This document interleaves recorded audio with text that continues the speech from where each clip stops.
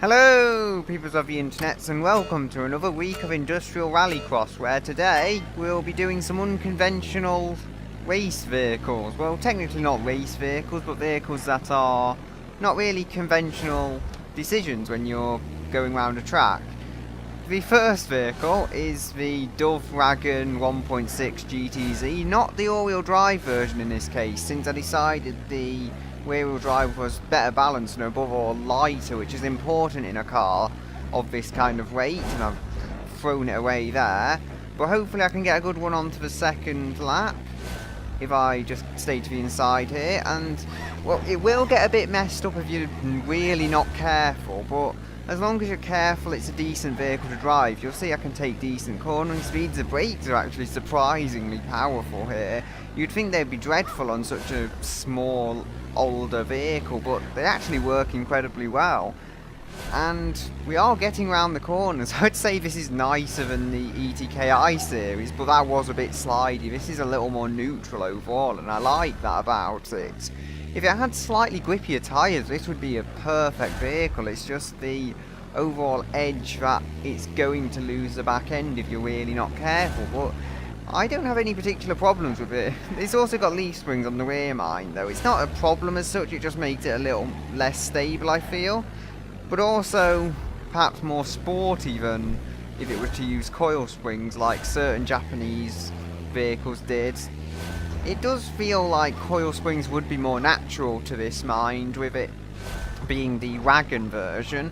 And I'm pulling around these corners nicely. It's lap 3 already, and it's just flown by without me really thinking too much of it. Overall, a quick time. 32 seconds, and I managed to tip it over. Now, I'm not sure if I should be happy with this vehicle or upset with it. It did wait to tip over, which is quite convenient actually. And it's just below the Leaderboard with the rear-facing seats. I'm not sure whether it should be a good thing or a bad thing. It has got the V6 in that Leaderboard, so I guess it makes sense. But ultimately, it's a smaller, lighter vehicle, and I guess I could have expected a bit more. My driving was probably holding it back, to be honest, though, and the fact that I could slide it a bit more than maybe I would like to. Anyway, on to the next vehicle. Next up we have the ETK S Series Security Level 9, which apparently handles like a beached whale. What a marketing campaign that is. Anyway, I've driven this before, and other than being ridiculously low and on race suspension for perhaps obvious reasons of it weighing 3.8 tons, it's not that bad to drive. I mean, it drives like an ETK sports car, maybe a little less sharp, but it's not bad. I mean, you'll see I've got a bobble back there, and I'm getting bobbles here, but despite it bobbling about, the suspension is sorting it out over fairly uneven terrain, and I almost threw it into a barrier there. I was actually scared I'd thrown away my second 2 runs. I was cutting it that close, and we do have all-wheel drive here, which is convenient. I believe it's a limited slip differential on the rear and an open differential on the front, so overall a fairly decent setup, although not for off-roading, I can tell you that now. Thankfully the off-roading on this course is very, very light off-roading, if you even call it that, so you know, it gets around there decently well. And we are setting good times. 30 seconds, I believe it's a new quickest time, and it's in what is essentially a HGV, so craziness ensues. The brakes are surprisingly effective though, and it handles like perhaps a slightly older sports car with slightly less intelligent suspension, as opposed to a crazy luxury barge, which is interesting. Probably thanks to the low ride height larger, and I've broken something in the steering, but we were across the line with a 30-second time. Not too bad. Not too bad at all. By what miracle I'm not quite sure, but we've managed to get it up here without hitting the barrier. All the steering works as well, although admittedly nowhere near as straight as it used to be. And it's somewhat survived, but you'll see that front bumper, that does not like any kind of off-roady terrain at all. So that's annoying, but since this is a fairly flat course, I was able to get a good time. You'll see inside it's really a typical premium car. I like the white seats, they contrast actually quite nicely, but other than that, you know, nothing too crazy in here. It's made of really heavy, tough metal though. That's the craziest thing about it probably. We also have a GPS, which is strange. And here we have a blast from the past. It's a Rally Burnside, which oddly has a digital clock on the right of the steering wheel, which is wood. I approve. This is strange enough for me to like.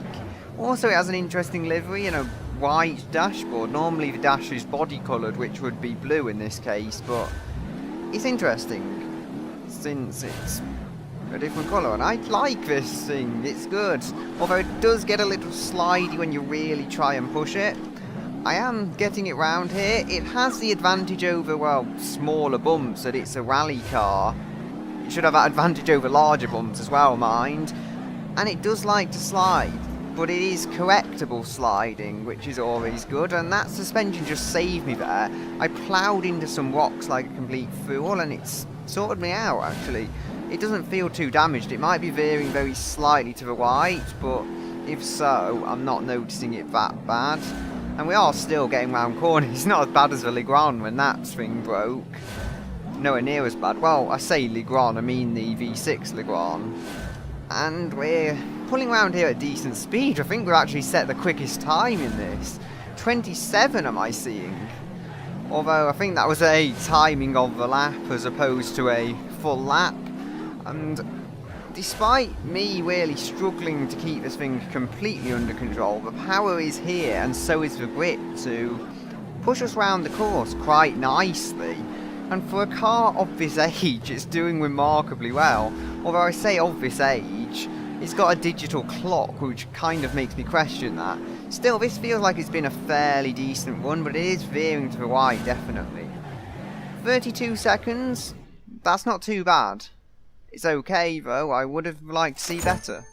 And this is a complete contrast to the ETK. You'll see it's immaculate other than the bent up steering rack, which was my own stupidity. So it's a lighter car, yet tougher as well.